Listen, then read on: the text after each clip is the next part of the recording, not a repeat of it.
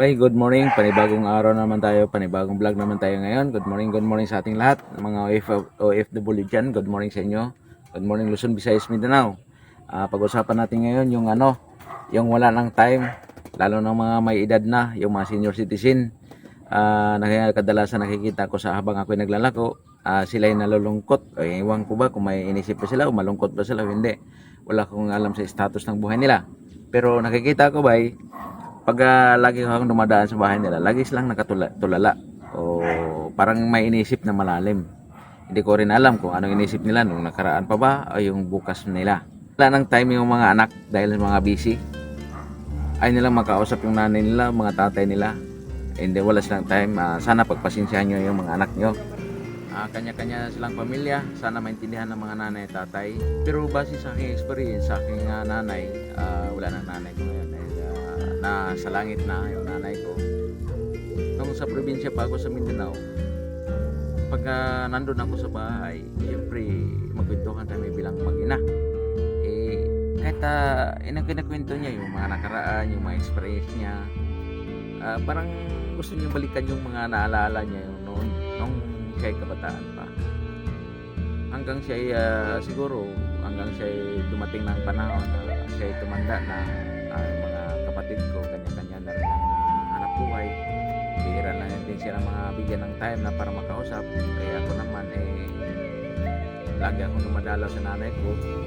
Nung buhay pa siya, araw-araw ako dumadaan sa kanya, nakipagkwentuhan. Pero alam mo nyo ang ginagawa ko, kahit pa ulit man sinasabi ng mga magulang natin o nanay natin o tatay natin yung mga ginagawa niya dati, kung ano bang may kinakiinisan ba sila, may kinagalit ba sila, pinapakinggan ko lang. Kasi naintindihan ko yung mga naramdaman nila na hindi na sila naging bata, hindi na sila bata. Kumbaga, hindi na sila nakipaghalubilo sa mga bata pas kanila dahil sila ay senior citizen na. Sila ay may edad na, sila ay matanda na.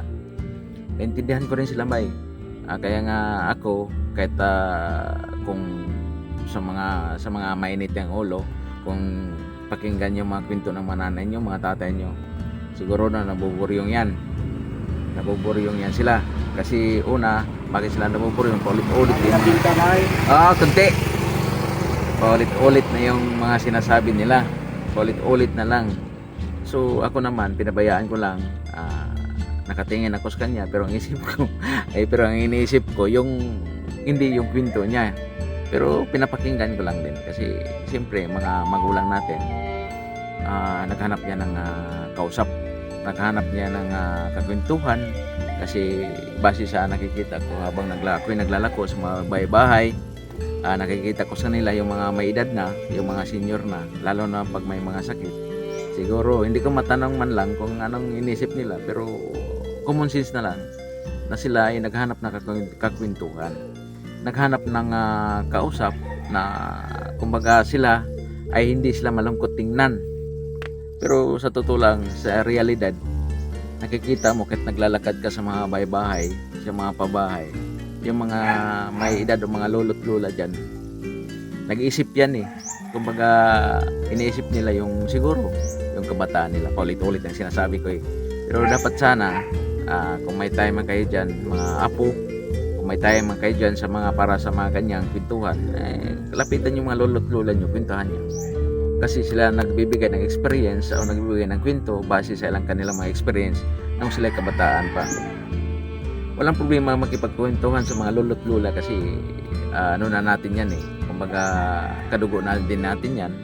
Kahit hindi mo kadugo, pag nakipagkwentuhan sila, lalo magkalog sila, magkwento sila, pakinggan nyo rin. At least yung pagkipagkwentuhan mo sa kanila, masaya na sila doon hindi na sila malungkot, hindi boring. Pero kung may time ka, pero kung wala, okay lang, walang problema. Pero pagmasdan nyo yung mga magulang natin kasi mahaba, maiksi na lang yung buhay nila. Hindi na sila mahabang buhay na puputong pa sa pwede ka pa nilang sabayan, pero hindi na, mas nauna sila sa atin.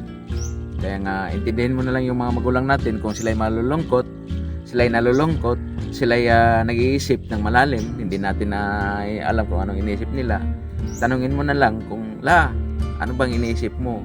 Lo, ano bang iniisip mo? Tay, nay, Kung sila'y nag-iisa na lang o sila'y nag-iisa habang nakaupo, tanongin niyo muna.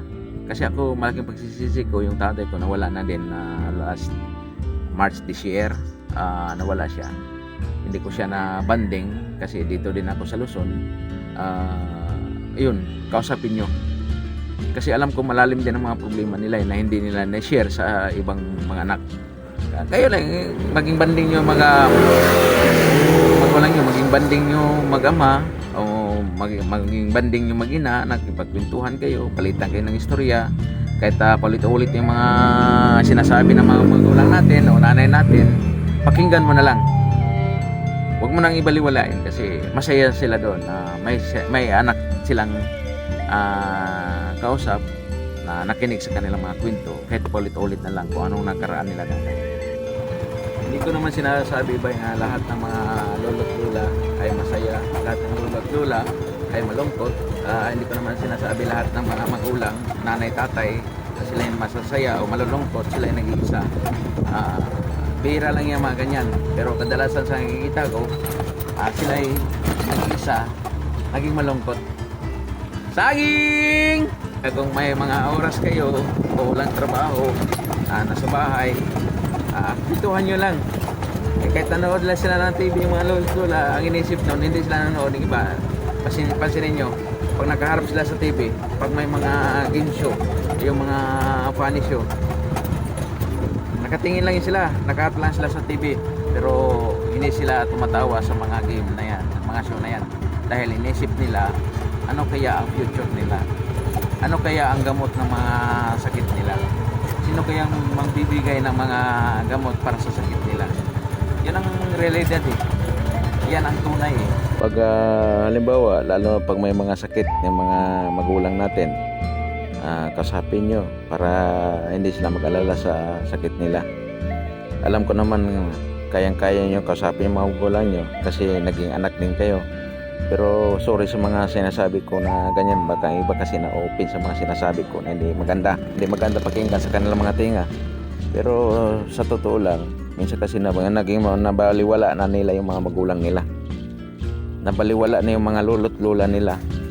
Pero pag nag-isip yan o nag-aalala yan nag-iisa yan, nag-aalala yan, sino kaya lalo pag may sakit, sino kaya ang magbibigay sa kanila para sa gamot nila? Gusto pa nilang, kadalasan kasi ang iba kasi gusto pang mabuhay, gusto nilang makita pa nilang mga apo, gusto pa makita nilang mga anak, ayaw pa nilang mawala sa mundo. Pero sa totoo, hindi natin maiwasan yung sakit na pwede pala natin ikakamatay. Kaya tandaan nyo palagi, isa po itong payo na base sa aking nakikita sa paikot-ikot ko ng pabahay.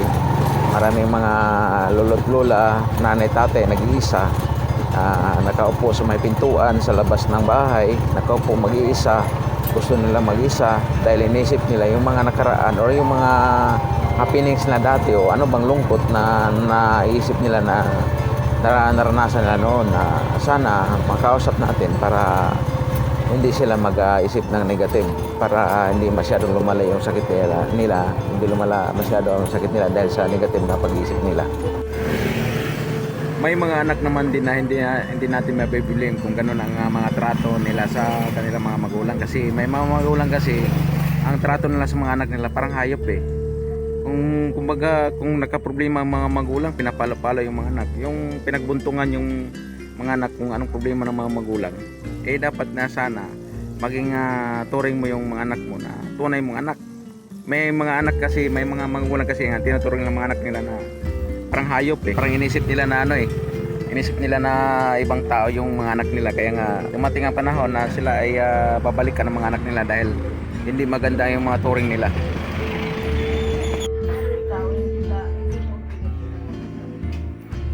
Ang obligasyon ng mga magulang ay pag-aalaga sa mga anak. Pero yung ikaw anak, lagaan pa rin yung magulang. Mahalin lang. Kasi ang pagtanda ng mga magulang, kung anong ginawa ng magulang sa iyo nung malit ka, yan ang gagawin mo para sa magulang mo pag tanda niya. Lahat yan eh. Kaya na rin nakikita ko yung mga magugulang, alam, ikaw, Wala kang kausap. May mga anak. Di ba? Hindi ka kinausap ng mga anak dahil may pamilya na. Di ba?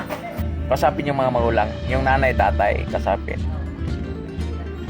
Bagat buhay kasi pag nawala na, ibig sabihin, umiyak ka. Pagka nawala ang magulang, halimbawa namatay, Ah, tsaka kaibigan, ah, hindi mo na magulang. oo, oo. Bakit dapat ginawa mo yan? Noong buhay pa, paramdam mo. Minsan kasi hindi natin maiwasan yung mga ibang mga magulang, trato nila sa mga anak, parang hayop. Kaya nga binalikan na lang sila ng mga anak nila. Dapat hindi ganyan, dapat kung anong ginawa mo sa anak mo, paano mo siya pinapalaki, hanggang pagtanda mo, babalikan ka ng anak mo, minamahal pala ako ng mga magulang ko. Tapos minsan nakalimutan nila kausapin yung kuan dahil busy yung mga anak, nakalimutan kausapin yung mga nanay. Kaya yung mga nanay o tatay nag-iisa, nakaupo sa labas ng upuan, nakatingala, nakatulala. Yan ang ibig sabihin na bihira lang sila kinausap ng mga anak nila. Di ba? Oo, hirap talaga, lalo na pag malayo. Lalo pag hindi maganda yung ugali ng nanay. Kumbaga binukod ng bahay.